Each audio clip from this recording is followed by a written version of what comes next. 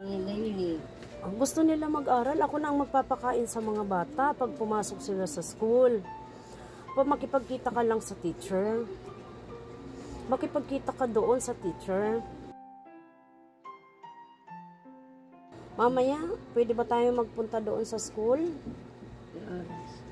Alas 12. Pumunta ka doon sa gate ng school, ihatid mo doon. Ihatid mo siya. Kasi gustong makipagkita ng teacher sa'yo.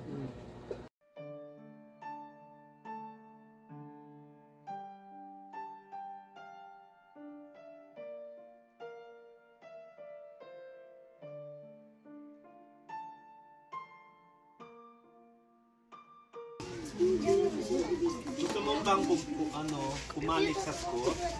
Gusto mo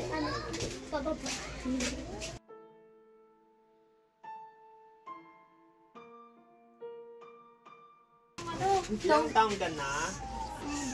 7. Okay. Gusto mo bang mag-aral?